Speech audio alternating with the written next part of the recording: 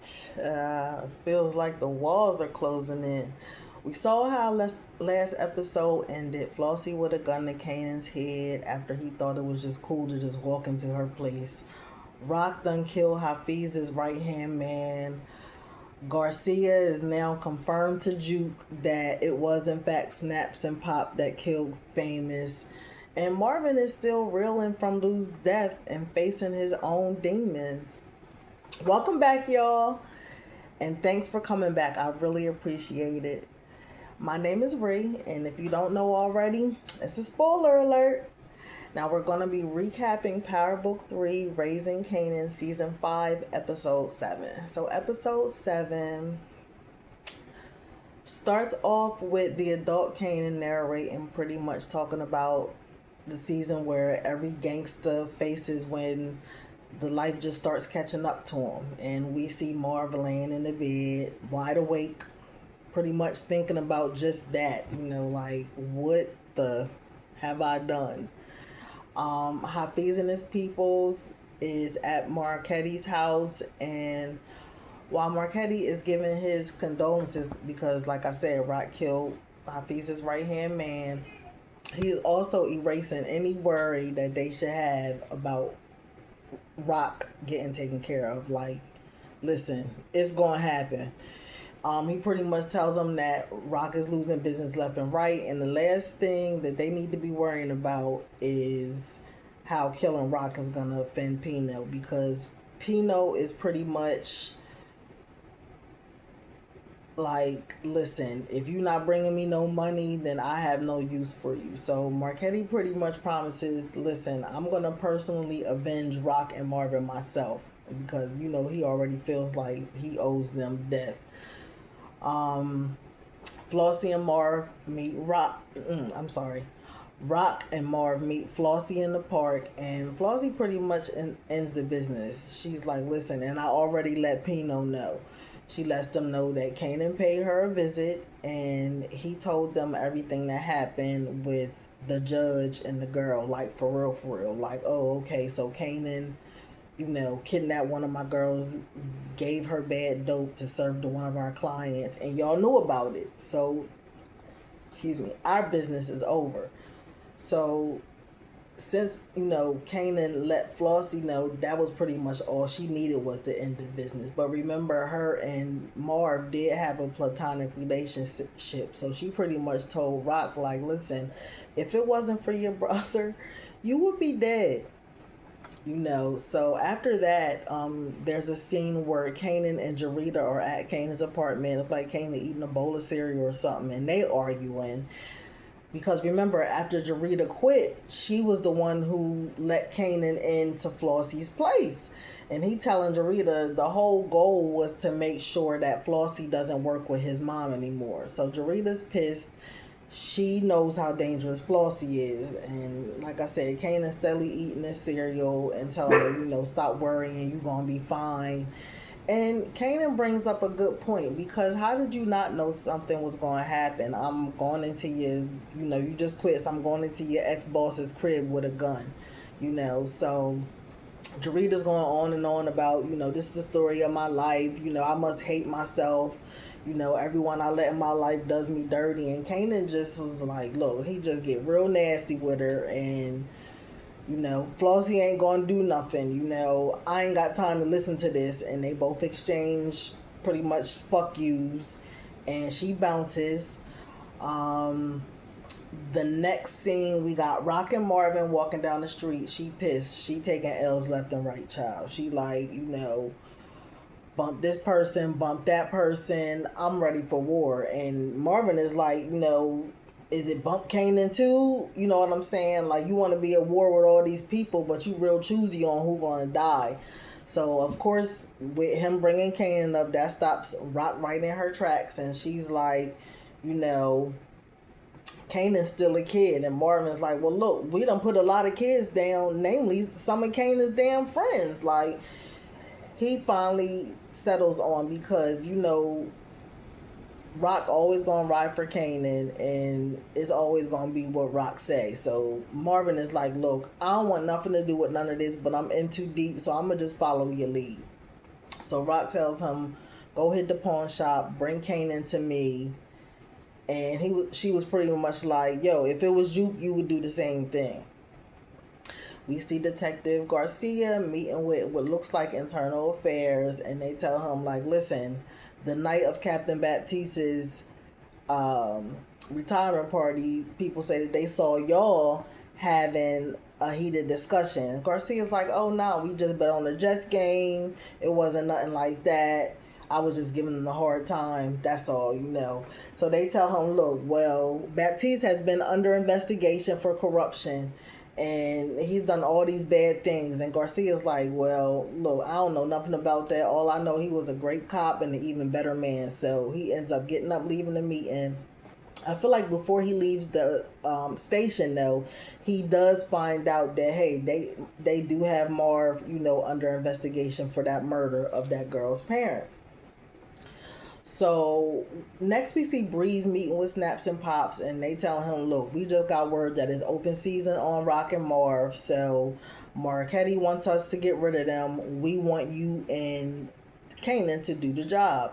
Specifically, we want you to shoot Rock because we don't want to risk Kanan freezing up, and just make sure that Kanan shoots Marv with his own hand because we need to see how loyal he is. This is going to be a good measuring stick for him, especially since he's always talking about he with us.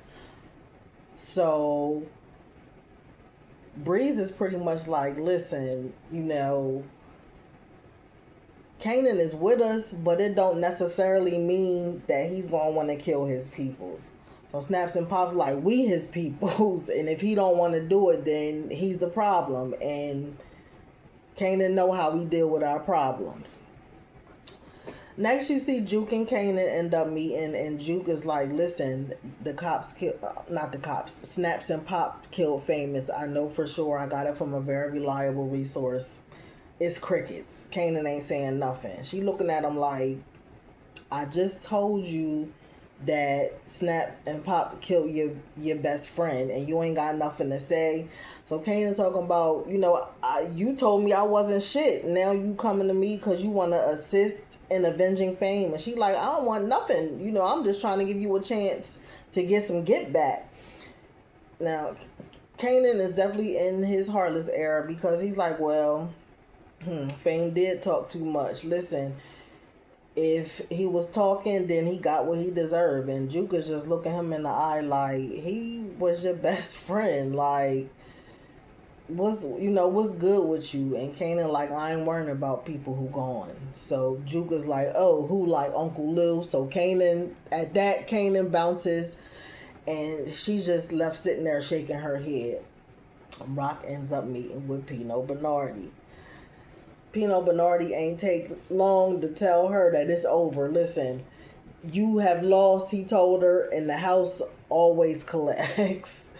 So, oh, remember those twins that was selling the pills, the Breeze? Well, they were riding and got pulled over. One of them was driving impaired.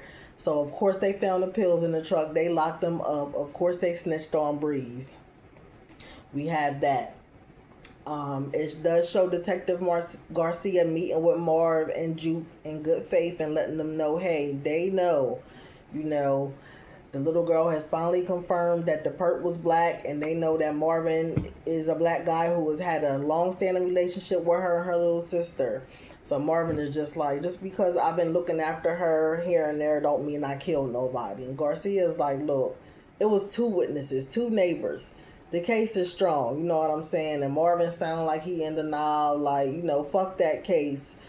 At this point, it's just showing him he's getting, you know, he's going to visit the pastor. He's asking Flossie about Judaism. He had that talk with Juke and his little niece.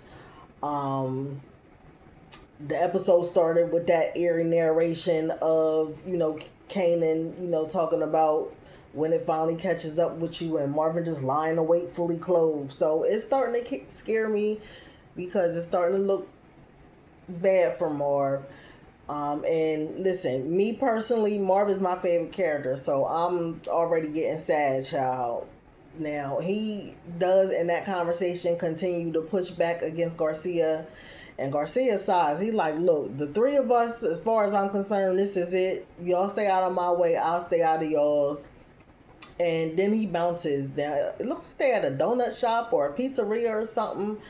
But him and Marv and Juke is still sitting at the table, and she worried, you know what I'm saying? And he's promising it's all good. So he said, look, niggas been chasing after me since I could walk. So, but deep down, you know, from everything that we've seen, Marv know the walls is closing in on him. You know, he just trying to present a strong front. We see Breeze and Kanan meet, and Breeze pretty much tell Kanan that Snaps and Pops want them to put Rock and Marv down. But first he tells them, like, look, I know you stepped to Flossie and didn't tell me. And he's like, but Stefano and them is happy because that was a step that continues to destroy Rock's business. So Kanan insists on switching the roles that Snaps and Pop want them to do. He's like, I want to put my mom down. You know, we got more history. You know, I want to be the Rock. You know, I want to be the one to put Rock down. He don't really care about what Snap and Pop want at this point because he like, they killed Famous. So Kanan is like, I'm not killing them, you know, I'm not killing, you know, my mom for them, you know, or I'm doing it for me. So we see Rock and her lawyer meeting with the FBI. Rock has pretty much been under investigation, been under surveillance, and them in the Joint Terrorism Task Child knows that she's been helping with a money laundering scheme. So they were looking into, you know, the sale of that strip mall. Well, she ends up walking away from the meeting, telling them, you know, look, y'all don't have nothing. They like, we got you dead to rights. So she like, look, y'all wasting my time, y'all wasting everybody else's time. She ended up leaving, but afterwards she meets with her lawyer. And he pretty much told her, look, the buyer and the broker of that mini mall, when you sold it, got you all mixed up in their money laundering scheme. So, you know, they got you overpaying and it's not consistent with industry standards. So the walls is pretty much closing in on Rock too. So both of the Thomas siblings is in denial, child. In the next scene, we do see Juke walking on her dad, and you know, she's asking him like, "Why are you counting your guns?" And you know, he not acting like he not worried about nothing. Still like, Juke, what you want? And Juke, rightfully so, you know, says she wants to know what he's gonna do about what Detective Garcia told them about the cops. You know, and he's like, you know, I ain't worrying about that. All they got is the word of some little girl. So, child, in this moment, like, I'll never forget, Juke spit a bar, told a sermon, all of that. She said, look, little white girl's been getting us killed for a very long time. And listen, she ain't lie. And she's like, look, you all I got. So, you know, he's promising her, you know, I'm going to keep figuring out like I always do. And they end up hugging. But again, I'm getting emotional. Like, please, Lord, don't let this be their last hug. Child. Kanan meets with Snaps and Pops, and well, he don't meet with them. He's coming home one night, and they just standing there waiting for him. So they end up talking. And they like, you know, we hear you got a question for us. So he's like, well, you know, Breeze told them that he knows that they killed Fame pretty much. So he's like, you know, I know y'all the ones who killed Famous and told me that it was my mom who killed him. So of course they deny it, but he's standing his ground. He like, yeah, y'all knew he was my friend. Y'all thought he was telling. And of course they sitting there trying to manipulate Kanan and ask, you know, well, how we gonna be partners if you don't trust us? And Kanan like, okay, maybe it wasn't y'all. And then he pretty much tells them face to face, like, you know, well, they tell him, if you really loyal to us, then you're going to do this job, you know, pretty much killing his mom and Uncle Marvin. And Kanan was like, I'm going to handle it. So Breeze and them end up going and shooting up a spot where Marv is at. It's a whole gunfight. Marvin ends up skating off. He's able to escape. We see Juke getting her gun together, and Aisha pops in, and she begging like, listen, I ain't been able to sleep. I ain't been able to eat. My eating disorder creeping back. And Juke was like, look, I got another girl now. And Aisha ends up seeing her gun like, don't you do nothing stupid. So they go back and forth for a second about that. But Juke ends up putting her out. Aisha ends up going over to Kanan's. Look, I'm worried about Jukebox. She got a gun, this and that. Kanan like, man, that gun might be for me. Like, me and Juke ain't on the best terms. He ends up putting Aisha out too. So it goes back to Rock and Marv talking. And Marv starts getting a little bit vulnerable, a little bit sappy. Like, remember how, it first started out? First he was like, listen, we marks out here. Everybody's coming for us. You know what I'm saying? Of course, Rock all nonchalant as always. And like I said, Marv ends up switching the subject, starts getting sappy and reminiscing. Like, remember how it was when we first started out? It was fun at first, but, then we got greedy. The more we got, the more we seen. It was never going to be enough. The harder we chased it, the more it got away from us. And he was like, the money and the work ain't never going to fix what's wrong. It's never going to fill the hole that they got in their hearts. And he tells Rock that, listen, Kanan is the hole in your heart. He went as far as saying, you don't care about me or Lou either. We don't mean nothing to you. But she does stop him right there. And she tells him that wasn't true. So Marv told her that somehow she got in her head that all the stuff that she's doing is going to somehow make Kanan love her, or at the very least see her the way that she wants him to see her. But it won't, because Kanan is just like the game. The more you push, the further away it's going to get. So that scene ends, and you kind of see Rock go on tour, going from person to person in her past. She went to Tremont. She went to Pernessa's mom. Of course, ain't nobody trying to fool with her. We see Snaps and Pop having a heated discussion, walking toward their limo. See, remember the twins done got locked up. That's been, fooling with Breeze with the pills and everything. So they, of course, ratted on Breeze, when they got arrested. And now Snaps and Pops have found out. And Snaps is pissed about it because they specifically told Breeze don't do any outside business. So Pop don't really agree and think it's no big deal. She think it's something even they would have done when they was younger. But Snaps ain't having it. So they end up going to talk to Breeze. And Breeze is like, oh, nah, they ain't about nothing. That's just some Alizé money. He even offers to give them the money. So Snaps told him that, look, we warned you and your services are no longer needed. You're being replaced. So they walk off. Breeze yell, I ain't the kind of nigga that y'all just gonna replace. So I don't know. Juke was watching the whole time though, so I actually do know. Hold on. So it shows Snaps and Pop walking in the park, and Snaps is like, look, we gonna have to suit up and go in the trenches because we don't have nobody to replace Breeze and Kanan for real.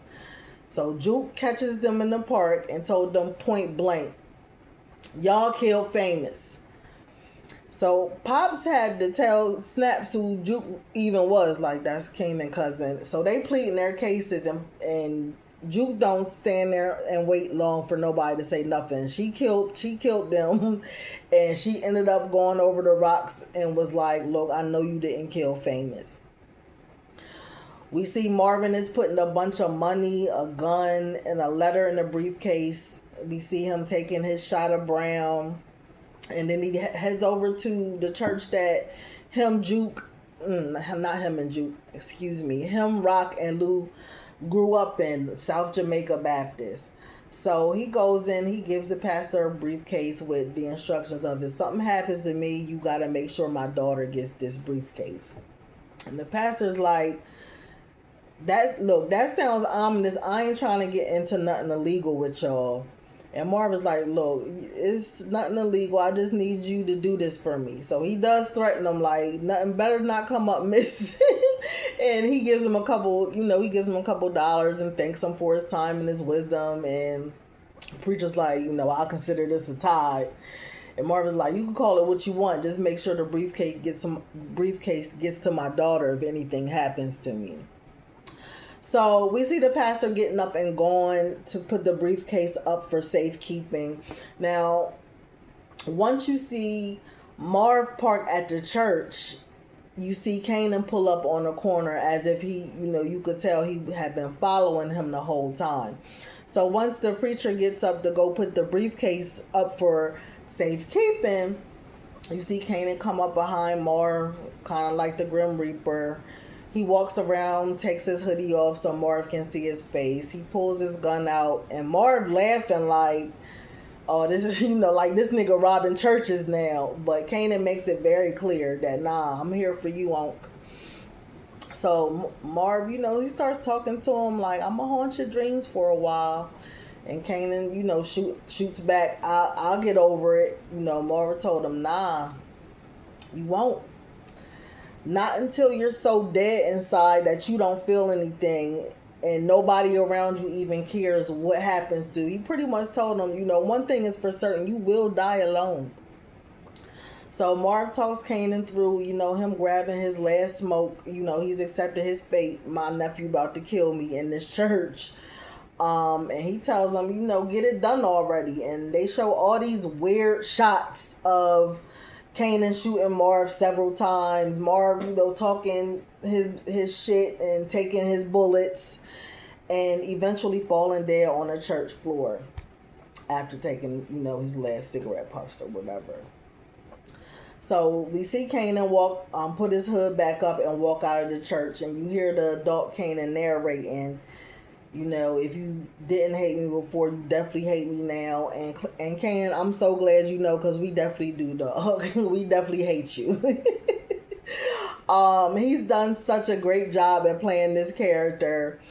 I do want to say, though, to the people who have watched the original Power, this does kind of conflict with the storyline that we, thought about his uncles. Because remember in the original Power, Kanan was like one of his uncles was dead and the other was in jail doing life. But we have seen in this season that he has shot dead both of his uncles. So I kind of feel like, we got one episode left. At this point, I'm like, what is the note from Marv going to say to Jude? Because we know by the, before he died, he pretty much came to the conclusion, look, Rock going to always protect Rock and Kanan. Is Rock going to live through this? Or is she definitely going to die the next episode? Because, Kanan and Juke are going to, reprise their roles in the brand new spinoff called Origins. So, with Snaps and Pop being dead, also, is Breeze and Kanan, is it just going to be an easy takeover for them? Marquetti got them, as far as Queens is concerned. Listen, child, we got one more episode left of the series, so we gonna see, and that's all I got. So once again, I thank y'all so much for going through this episode with me. I hope y'all enjoy y'all weekend. I hope y'all have an amazing month. It's the first of the month, so I hope y'all have an amazing month. Oh, have y'all seen that 50 dropped a new executive produced show by him on Stars called Fightland? Y'all know I done already watched it. But with their accents being so strong, I had to turn on the captions, child. So I don't know. I'm gonna keep watching though, and I'm gonna see where it takes us. Let me let y'all get out of here though, child, and I will see y'all next time. Thank y'all again. Have a good one.